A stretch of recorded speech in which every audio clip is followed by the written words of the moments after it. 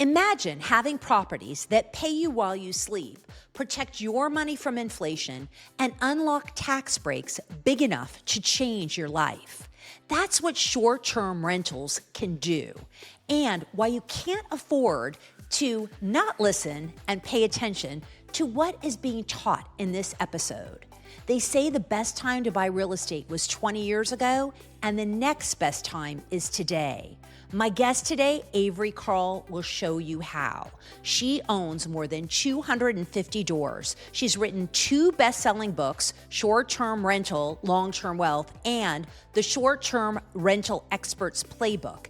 And she's recognized as one of the top short-term rental investors in the country. Avery started in a low-paying music industry job and built a multi-million-dollar portfolio by thinking differently, acting boldly, and treating real estate as the ultimate wealth-building tool.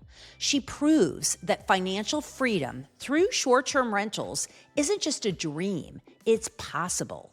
Today, she's sharing how, from smart market strategies to powerful tax incentives to creating freedom for your family. Because at the end of the day, is having it all for us women really too much? This is the Women Growing Wealth Podcast, and I'm your host, Tamar Hermes. Let's get into it. Hello, everyone. Welcome to the Women Growing Wealth Podcast. I'm really excited today. I'm here with a dear friend, Avery Carl, who is I think I can say this, the queen of short-term rentals. And she's written 2 books about it, and she has a very large real estate empire. I can say that as well. on short-term rentals. And I just really, I'm so excited to get into this. Short-term rentals is such a great way to build wealth. And Avery and her husband, Luke, have done it really well. So Avery, welcome to the Women Growing Wealth Podcast. Thank you for having me. Really happy to be here. So I really want to get into your humble beginnings, just because building wealth is such a journey, and like many of us, you started without anything. And I'd love for you to share, because I want listeners to hear, even those listeners that are doing really well, how you started to think about growing wealth and what happened in the process of the short-term rental world. Yeah, I will condense that down a little bit. So I, did what I thought I was supposed to do, got a master's degree. I'd in another life been a touring musician, so I figured that the music business in Nashville would be a good spot for me.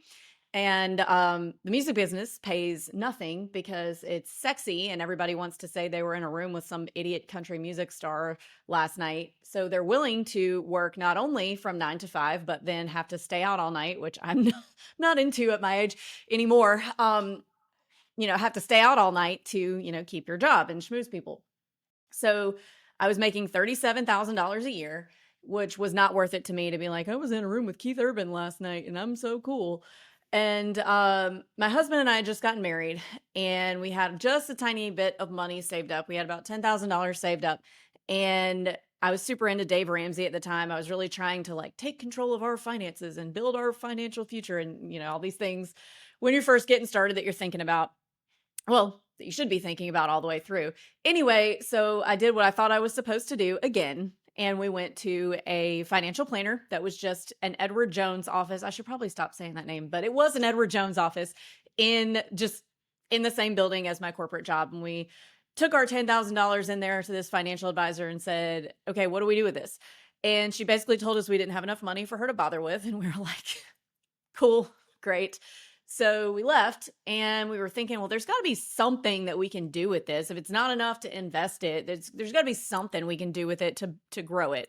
And we had just bought a primary home way out in the country of Nashville, like 30 minutes north of town, in a little town called White House, Tennessee. And it was so pretty up there, and the rolling hills and the farmland. And it was just, we really wanted to buy out in the country. Our real estate agent, we had moved from New York City to Nashville, as many people have. This is back when you could afford to live in Nashville, and it was cheap. And she was really trying to get us to buy in East Nashville, which was very fast appreciating. It was like the Brooklyn of Nashville. And she said, people are buying these houses for $150,000 in 1 year. They're worth $250,000 without even doing any updates. It's just going crazy over here. And we said, well, no thanks. We're coming from Brooklyn. We're done with neighbors. We're moving to Tennessee. We're out in the country. So we bought something out in the country. And we thought about that and we said, well, we've got 10,000. We probably need, if we're going to get $100,000 house, we need to save up another 10. And then we can just buy one of those houses, put a renter in it. They'll pay the mortgage. All the utilities will be in their name, so we don't have to pay those. And then one day off in the future, when our future kids need to go to college, maybe we can just sell this house, pay for their college out of that appreciation, and we'll be these great financial geniuses that didn't have to come out of pocket for college. And so we did that. We put our minds to it. We saved up. My husband took a few gigs. He was a classic rock DJ on Sirius XM at the time. So I took sales jobs. So I was getting, sales is typically higher income because you're getting bonuses if you hit your quotas. He took gigs hosting festivals that paid a few thousand at a time. So we were able to save a little bit more than that extra 10,000 that we needed. And we bought a house right off the MLS. And we didn't really know what we were doing.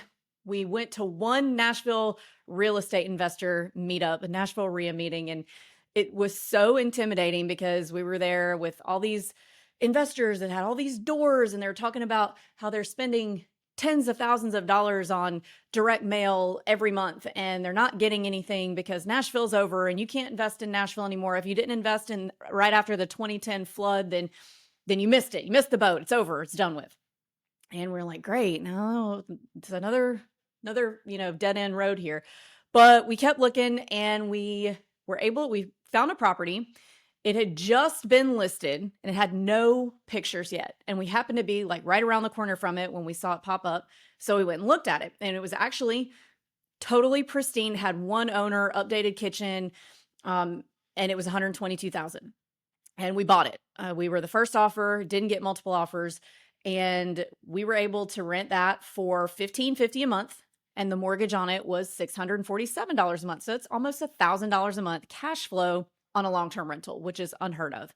And we were able to get this deal right out from under all of these investors' noses who were spending dozens of thousands of dollars on direct mail and doing all these crazy things, trying to find deals, telling us that it's over and it's too late. And we just went and found just two idiots a great deal right off the MLS because we were willing to move faster and do work that maybe more experienced investors weren't willing to do. We realized after the first month that $1,000-ish a month was about what I was making after all the deductions on my W-2 job, schlepping my ass to and from Nashville every day in traffic. And we're like, wait a minute, it's making as much as me with my master's degree working this job. We need more of these things. And so he said, well, we can save this up again because now we have this extra income stream. We'll just keep doing what we're doing and save up another $25,000. And this time we said, well, what can we buy that is going to allow us to make the most amount of money the fastest so we can buy more of these faster? And we landed on short-term rentals. So we bought that house. That was in 2014. This was about 2015 when we started thinking about short-term rentals. We'd just been on vacation to the Smoky Mountains. We knew we didn't want to do it in Nashville because Nashville was already very kind of iffy on short-term rentals. And we're like, we can't afford to buy something and then the city tell us we can't do it. So we'd just been out to the Smokies on vacation with some friends and we'd rented a cabin. All our other friends had rented cabins. And we said, well, this is like the normal thing out here. Somebody owns these cabins and they're being rented as short-term rentals. Let's try this. Back then, there were no YouTube channels on it. There were no gurus, charging $45,000 to teach you how to do this. So we bought one and we figured out how to manage it ourselves from Nashville because the average property manager split back then was 40% of your gross. And we were like, wait a minute, that 40%, we need that to go buy more properties. So we figured out how to self-manage on our own from Nashville. That property started cash flowing immediately. Long story short, we scaled that into about 5 cabins in the Smokies over the next year and a half, started throwing in some long-term rentals here and there. And in terms of the investment portfolio, we just have never spent a dollar that we make on real estate on anything other than buying real estate. So, 10 years later, got about 250 doors. 10 of them are short-term rentals in vacation markets, and the rest of them are more traditional single-family, long-term, and apartment buildings. So that's kind of our investment story. I love it. There's so much to unpack there, and I love the lessons in hearing your story because a lot of the women that listen to this podcast already are making good money and don't know how to maximize the profits and on the money that isn't going back into the business. And short-term rentals is such a great way to do it because of the tax incentives for short-term rentals, and it's interesting that you only have 10 out of 250 doors, Mhm. which is very telling because while it is short-term rentals are incredible, and obviously you have a huge real estate company too that we didn't even get to because you've done so much in the past 10 years where believe you're top in the country, right? Or in I don't even know the statistic on it. Yeah, I'll throw it out there. So, I started the short term shop, which is our real estate sales brokerage. We're technically a team because we're under EXP. We let them broker us rather than me do it myself. Um, I started that because honestly, because my husband was embarrassing me, and he's very much a New Yorker, and I'm very much a Southerner. So manners are like so important to us, and we will light ourselves on fire to keep someone else warm, make sure we're not inconveniencing anyone at any time. And so my New Yorker husband was, being way too direct and with all of our real estate agents, and kept having to apologize for him. I'm like, just let me do this. So I'll deal with you. So we're cutting out whoever's having to deal with you, and I'm not having to apologize to people anymore. So I got my license, and we started having friends who would say things like, "Wait, you're making how much on that cabin in the Smokies? Help me buy one, teach me how to manage it." And then it was random people that I didn't know and like true clients. And there weren't any agents who in the Smokies own their own short-term rentals or could even answer basic questions about, well, this area or that area. How do I find a cleaner? So it just kind of organically started. And then all of a sudden I was like top of the MLS in production in the Smokies. And our clients would say, well, okay, I bought 2 cabins with you. I want a beach house now. Is there a you in like Destin or Panama City Beach, Florida? And after 4 or 5 people asked me that, I was like, well, you know what? I'm going to put a me there. And then the short-term shop was kind of born. And now we've got offices, virtual offices in about 20 of the top vacation markets in the country. Been doing this since 2017. So well before the COVID boom, which I'm happy to talk about. Um, we've helped over 5,000 investors buy and sell over 3.5 billion worth of vacation rentals. And we've been number one at EXP, which is the largest brokerage in the world, 3 times. I've had a couple of teams jump in front of us because they acquired other teams, which I think is cheating. But we're still in the top 10. We've been in the Wall Street Journal top 10 team a number of times. So we do a lot, and I've seen a lot, not through just my own transactions, but being involved with over 5,000 short-term rental transactions. So we've seen a lot of things, and we are the country's largest and only short-term rental specific real estate brokerage. I love that. I love that. And so it's interesting that a lot of people are using short-term rentals obviously as coupling their vacation homes perhaps, but also more importantly as a tax haven and also for profit for cash flow. And I know that you said you have 10 of those in your portfolio and obviously Mhm. if you have large properties and they're doing really well, you don't need 100 of them. Right. Can you talk about, in terms of the short-term rentals and the long terms, how do you kind of delineate the portfolio? And if I was starting out and wanting to buy and wanting to increase my position in rentals, maybe I have my first, or maybe I don't have one yet, but I want to get one. Where would I start? Okay, so let's start there. So, if you're not a real estate professional, so if you've got some other job where you're making a whole bunch of money, hopefully, then the best place to start is short term rentals because I have real estate professional status. So, I can use a cost segregation study to offset my active income on anything. It doesn't have to be a short term rental, it can be a a single family long term, it can be an apartment building. I can do it with all of that because I have real estate professional status. But if you're somebody who, and what real estate professional status means is that I am full time in real estate. I spend more hours doing real estate than anything else. So you can try to get real estate professional status while you have another job or business.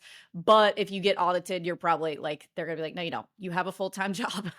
And so short-term rentals are a way, if you don't have real estate professional status, to be able to utilize a cost segregation analysis in order to get 100% bonus depreciation to offset the income from your regular job. So in very, very dumbed down 5-year-old terms, because this is what I need when people are explaining it to me.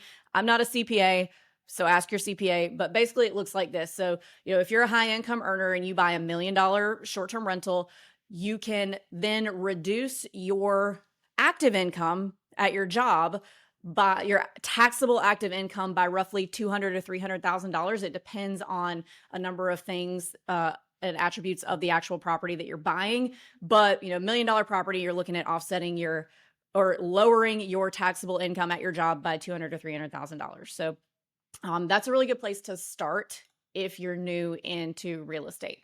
Now, if you've got a number of short-term rentals already, a lot of people just buy a short-term rental every year to keep their taxes low. They're buying an asset that's appreciating, it's cash flowing some.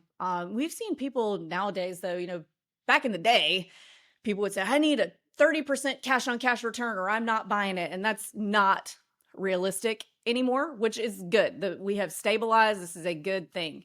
But we see a lot of people who are like, hey, you know what? I just want to have a beach house. I just want to have a ski house and I want to offset my taxes and I want it to just pay for itself. That's all I need. I don't even need it to cash flow. So depending on what you do, there's a number of strategies. There are of course, still a lot of options for markets that do cash flow. But, if you're going to buy a short-term rental in Aspen, the price of that, is probably not going to allow for a whole lot of cash flow. So there's a number of different strategies you can use. And in terms of when you decide to throw in some different asset classes. So for me, once we got to 5 short terms, we were like, all right, let's throw in a few long terms so we're not too heavy in any one asset class.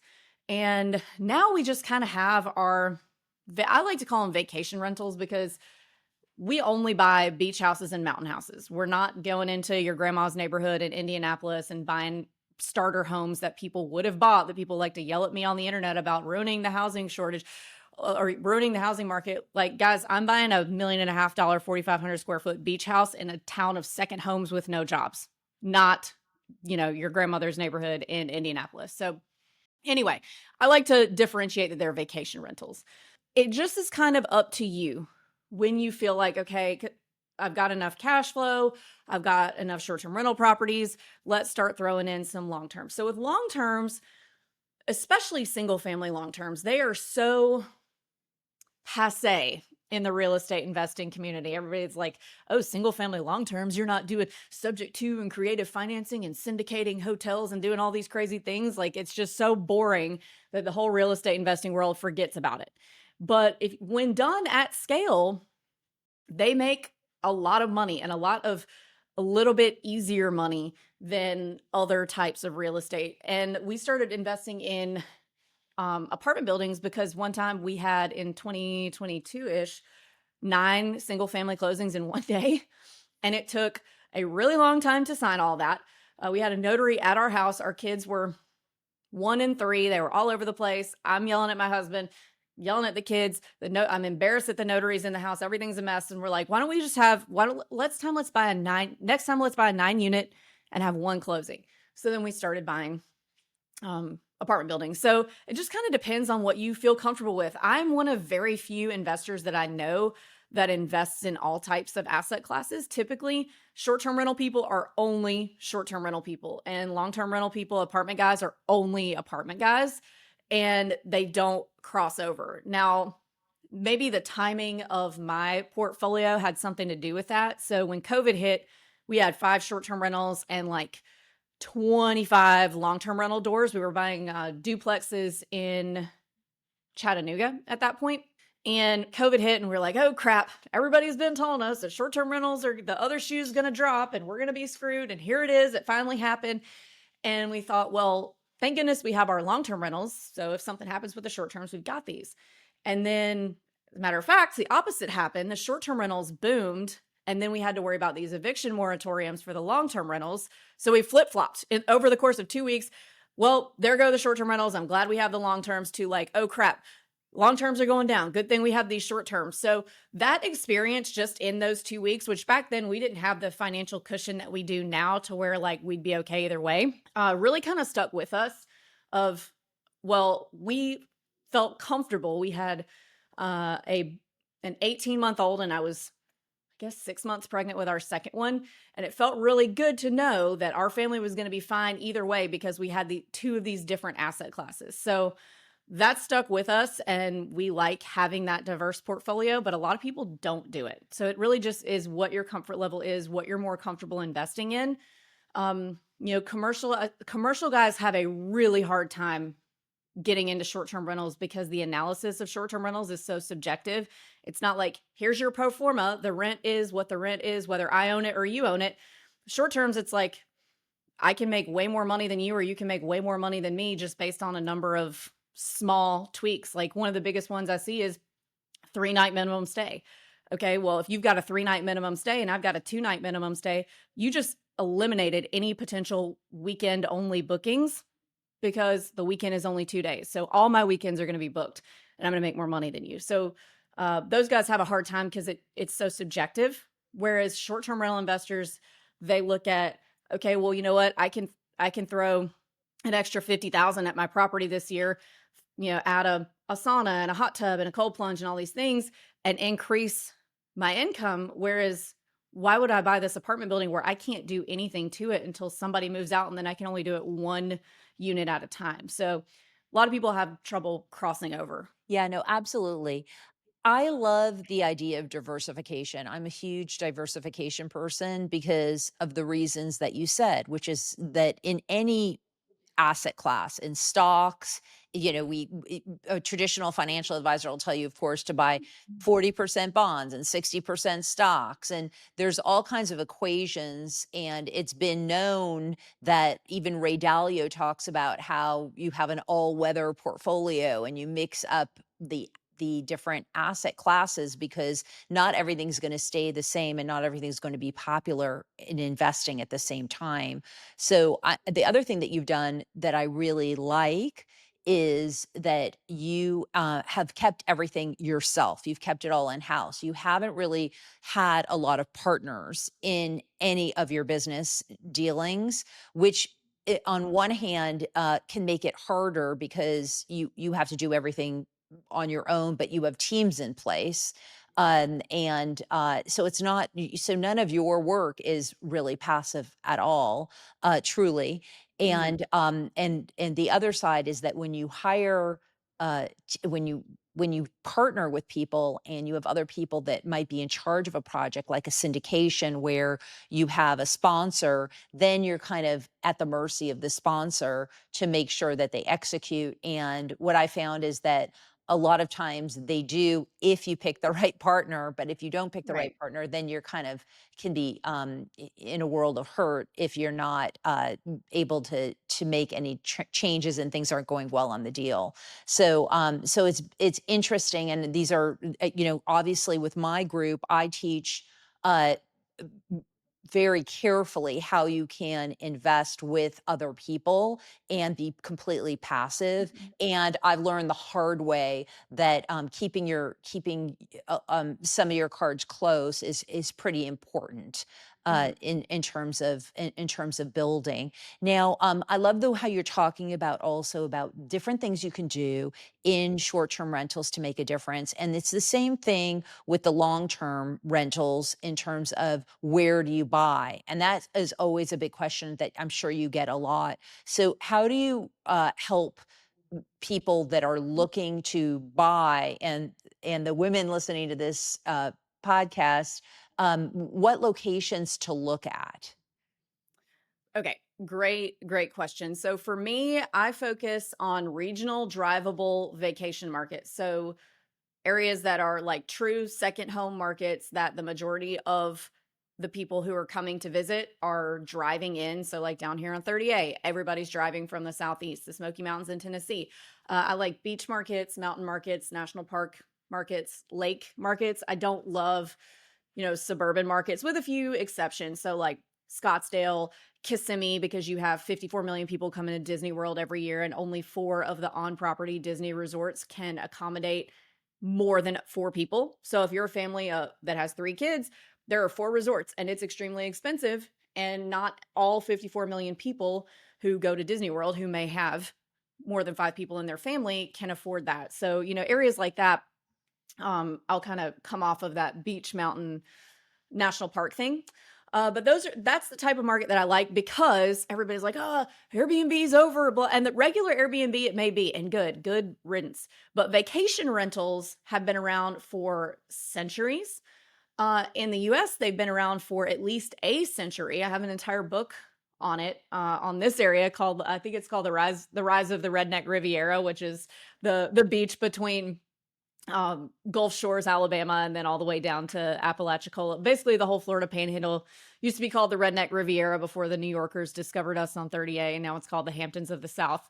But anyway, been around for a century. My grandmother, who just passed away at 96 years old, was coming down here from Mississippi to stay in vacation rentals with her family in the 30s. So, these are areas where the vacation rental industry very well predates Airbnb and the internet. So these are areas where it's kind of the whole economy is kind of built around vacation rentals. The Smoky Mountains also, any number of places, Myrtle Beach, Branson, all of these places are the types of places that I like because you don't get the anti short-term rental regulations as much. All that, those battles were fought decades ago. So that's what I like, the type of market. Then next, you want to look at your budget. So that's going to be the deciding factor in determining your market a lot of times. So, a lot of these markets are expensive. So if you've got a $250,000 budget, we're probably not going to go buy it on 30A or in Broken Bow, Oklahoma. We're going to go to maybe Branson or Myrtle Beach, South Carolina. So budget also will determine where you want to go. And then the last thing that I like to ask people is, how comfortable are you with seasonality? Like, are you okay with there being a true off season as long as that gross annual income number is there? Because some people are, and some people that makes them incredibly uncomfortable. So I've got a 4-bedroom cabin in the Smokies and a 4-bedroom beach house in Destin, Florida, that we bought in the same year, roughly the same price. That Smokies property has an 80-something% occupancy rate. So there's asses in the seats pretty well year round. But the Destin one has a 62% occupancy rate. The Destin one actually makes $40,000 more a year than the Smokies one, but it does have a true off season. Like November, December, January, you are not getting booked. So if you're not okay with that, if that's going to freak you out every year, then let's go buy that Smokies property, maybe make a little less money, but you're going to be more comfortable. And every single year around November, we try to have this conversation with all of our clients buying in the beach markets that we're in, which are the like the coastal Carolina beaches in the Florida Panhandle, couple of like central Florida areas, but not far South Florida where the high season is the wintertime. Our high season is in the summer. And we try to make sure all of our clients are aware of this seasonality. But every November, we get people in our Facebook group flipping out. Oh my gosh, I did so great in the summer in Panama City Beach, but now it's dead. What do I do? What happened? Airbnb bust. And it's like, guys, it's the off season at the beach. It's going to happen every year. And then they'll say, well, what do I do to get booked during the off season? Well, you don't. You don't get booked during the off season is what happens because people don't come to the beach in November. It's not like there's this, secret chest of people that you can open up and get to stay in your place. So if that's going to make you uncomfortable, then, we'll direct you to an area that has a higher occupancy rate, even if it doesn't make, quite as much money. One of the things that I always like to look at is where we have an opportunity to try a new type of investment like an Airbnb.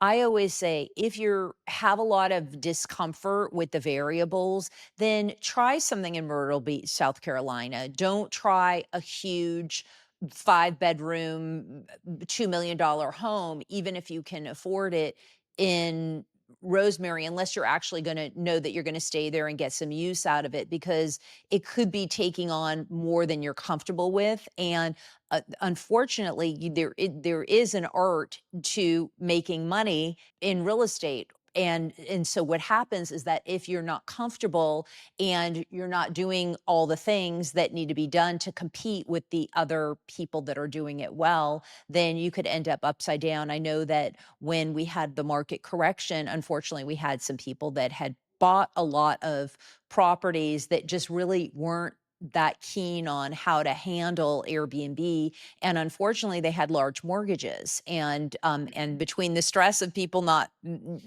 coming, or competition, and all the variables, I think they probably would have been happier with a smaller place where they could manage it better. Mhm.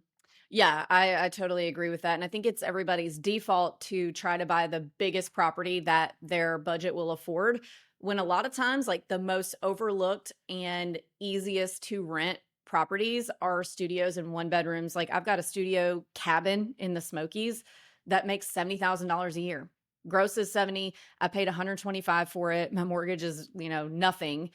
And same thing with like studio and one bedroom condos. People only think about people traveling with huge groups, but a lot of times it's just a couple who wants to pop down for the weekend from Nashville or, Birmingham or somewhere. So that's really an often overlooked size. So pay attention to that. Now, with the market changing the way that it has, and interest rates have shot up, and a lot of variables have come into play, how are you approaching buying now for clients? Because obviously we're looking at a different set of criteria in a way, because we have to consider the fact that whatever we buy now, we're going to have a higher mortgage rate. And Mhm. a lot of competition has come into certain areas, which makes it harder to get as many bookings. And it also actually goes for long-term renters as well. I personally, I love my long-term single family homes. They do tend to be easier for me, and especially when they cash flow well, there's less maintenance and less phone calling. Uh, so obviously, like again, as we discussed, there's different reasons why you'd want to buy one or the other, and certainly the tax incentive on an Airbnb is really attractive. Plus, I love the fact that you can cash flow in areas that you normally couldn't. If you Airbnb, it creates a whole different variable of income that you couldn't get with a long-term renter. So let's go back to, how do you approach now buying? What are you looking at for clients today?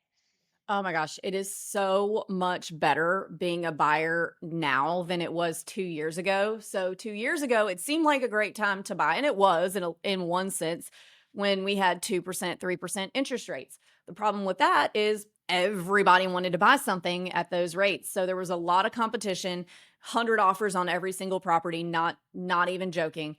And it was really difficult to get things. Prices were driven up, exponentially because of so many bidding wars. People were going in 100,000 over asking cash. Like no appraisal, sometimes no inspections, just insanity. So it was really hard to get stuff but for clients. But now there's so much inventory on the market in these second home markets. I call them boat alternative markets because they're truly 90% of the real estate here are only second homes or vacation rentals. So we don't have a lot of primary homeowners driving the market. So, for example, here on 30A, there's 10,000 of us who live here full time, and 10 million people come visit us and stay in our vacation rentals every summer.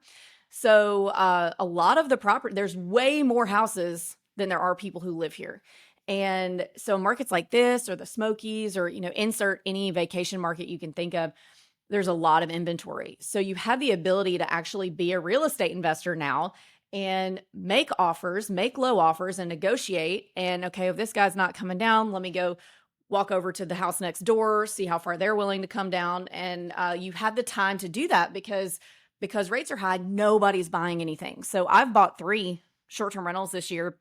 I hadn't bought any in a few years before that, but because I can get good deals, because I can go around and look at the highest days on market, and I can go and see how much they paid for this and see, okay, well, they paid 200, they're asking 1.4, and who has more room, because you can see, okay, well, the house next door is asking 1.4, but they paid 1.35 last year, so they're probably not going to be able to negotiate with me. But those houses where they can't negotiate, that it makes them sit on the market for a while, kind of makes the other ones worth a little bit less too. So you don't necessarily want negative real estate values, but I mean, I got one this year. Their original ask price is 1.375. I got it for 815.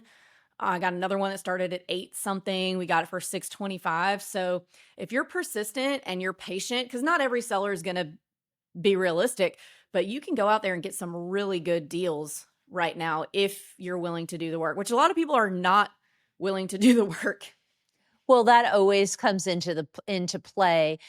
I think what it is that it can be overwhelming in terms of how to make the money, and how to make more money and wealth, and then where to focus.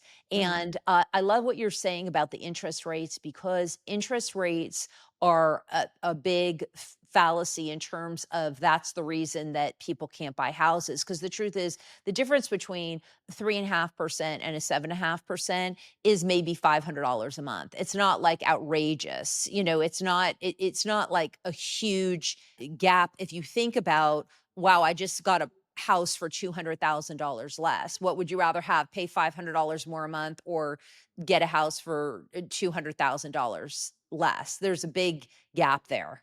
Yeah, and the price you paid for a property is permanent. That's it. That's what you bought it for. But interest rates change. So if you're able to get something at a 6.5 rate right now is what I think they're at. Let me check my app.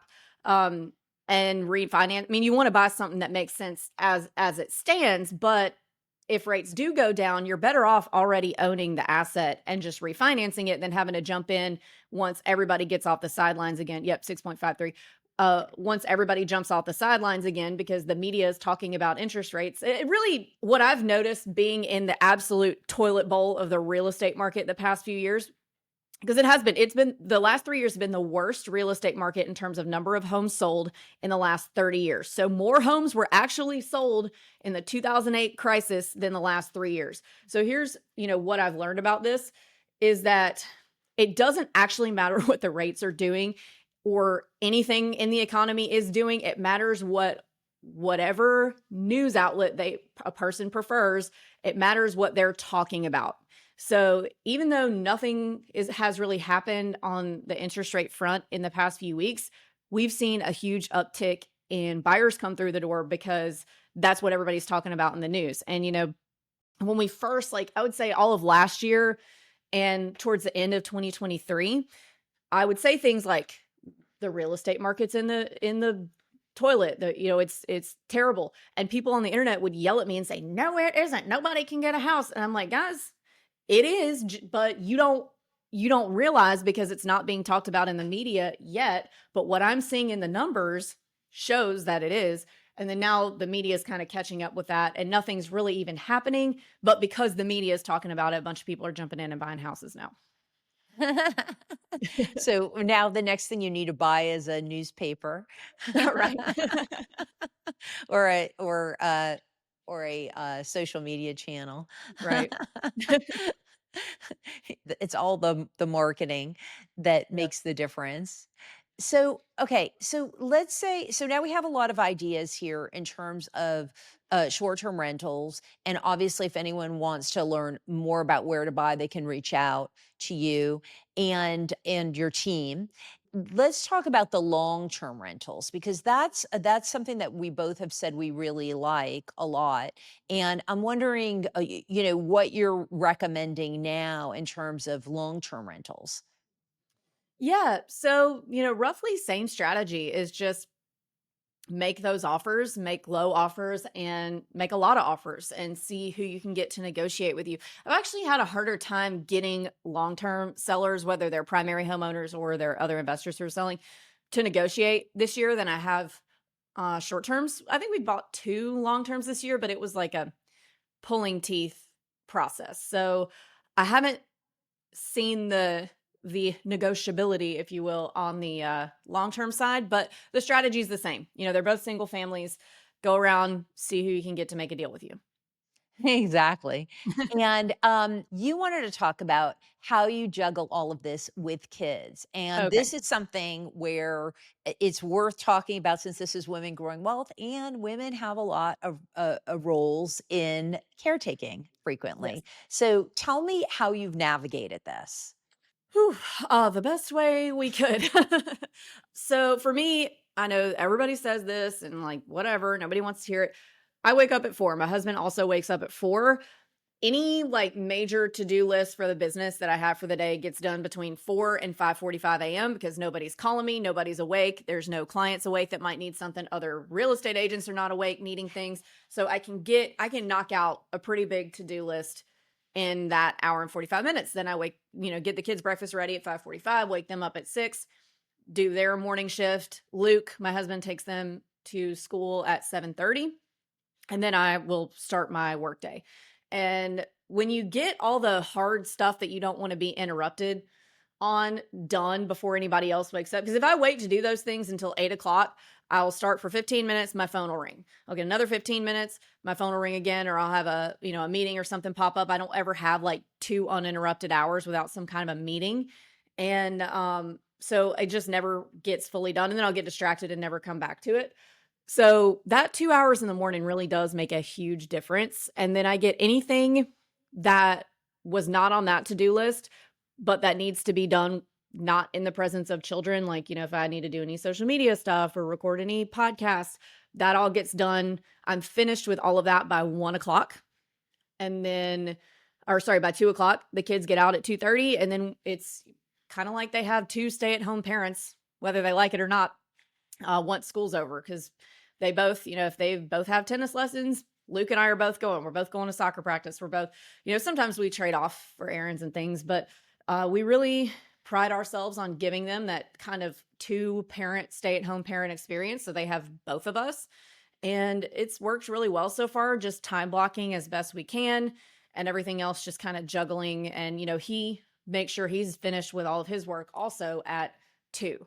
So we are both available for kid things. If somebody's got to go over here for practice and somebody's got to go over here to piano lessons, there's 2 of us and we're all juggling what would have traditionally been, mom things because dad's at work. So we've both whatever that word is, tried to I think with dads a lot of times dads want to be present for their kids too, but their gender role is like, oh, you should be working and you're not doing anything if you're not working. Whereas, women are like, well, I want to be able to do it all. I think dads want to be able to do it all too, but it's just not like manly to say, yeah, I want to put the kids to bed tonight. I want to do some nurturing tonight. So we both do it all. We don't, neither of us clean. We outsource that, which drives my mom crazy, but it is what it is. We get through it the best we can. Now you implemented EOS a while ago. I know that Mhm. you had a whole team in there to really help you organize. Did that make a huge difference for you in terms of how you are able to structure now? Yes, yes. So I've had to cut Luke off of systematizing the family quite so much. The house is fine, the businesses are fine, but like, don't systematize me. I'm a person. So I mean, just staying organized or as organized as you can, and really having a partner who's willing to trade off to, do both gender roles, so to speak, is really really helpful. So, That's choosing the great. right spouse really is the most important thing you can do for your life and your business. And the EOS, just so if anyone doesn't know, there's a book called Traction that that kind of became really popular. Are you going to pull it? That made it really popular, and really, it's about systematizing your business and putting in systems of operation, SOPs, and making everything organized. And it's very impressive that you run as much as you do, and with all the properties, the large real estate operation and two small children, a husband, and are able to get done at 2. That's super impressive. Thank you. And then on the weekends, do you work? No, we don't work on the weekends. Okay, No, we go to the beach on the weekends, basically all day. that's amazing. So it's really just now that the team is in place and a lot of the team is managing a lot of the ins and outs. Mhm. And then in terms of let's talk about in terms of wealth building, like when I think of owning 250 properties, that's a lot that's a lot of properties. So how do you keep all of that organized? So that is Luke's side of the business. So I'm anything sales and marketing related. And so I run the short term shop. In terms of buying the properties, I'll typically like find the market and choose the market, and he will then start digging in and finding the deals. So anything operations is him. He's a very hardcore systems guy, and he's got a lot of spreadsheets. Like, and it's a live, Google sheet that we can both pull up at any time that has a list of every single property and every single address organized by, is it a short-term rental? Is it a long-term rental? Is it an apartment building? And if you scroll all the way to the right, I mean, you're going to have to swipe 100 times because he's got everything in there from, how old the roof is on each property to when the HVAC was most recently serviced to like every single little Wow. thing, so that we know, like, you know what, on this building, these HVACs are all like kind of getting towards their end of their useful life. We need to start putting some money in that CapEx and wait for those to need to be replaced. So like he's almost got everything to where he can kind of predict. Now we do have on the long terms, we do have property management companies. We don't on the short terms. We run those ourselves and with VAs. But he's got everything down to like a cell on a spreadsheet on every single property, and it's kind of great. And like I know exactly how much, if I pull that up, exactly how much we owe, exactly what the payment is, exactly what the interest and taxes are. It's pretty crazy. Wow, that is impressive. That Yeah. is very impressive. And so then you keep most of that on a Google Doc, or is Mhm. it or you have software for that? Google Doc, but I mean, of course, we've got QuickBooks and all that. But in terms of just us keeping up with it, it's on a Google Doc. And do you keep everything in LLCs, or how do you I mean, obviously all properties should be in an LLC to create barrier. You don't want to necessarily keep properties in your own name. That's a whole other topic that we Yeah. won't get into. But I'm just curious, with 250 properties, do you bulk them into like $1 million each kind of thing?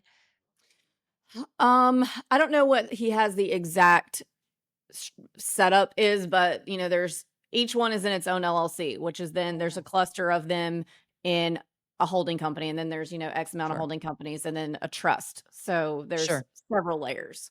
Right. No, that's great. Yeah, and it's interesting because I think a lot of people can get intimidated by the amount of work, but like you said, you can hire, you can outsource, and that can really, that's how you manage things. We don't do it all ourselves. We have to have teams in place, and I love the way each of you are in your wheelhouse, which is great, and that you're investing in something that is really something that you really enjoy, and that you've also managed to help others doing it and create the life of wealth that you want. I love that. Well, thank you.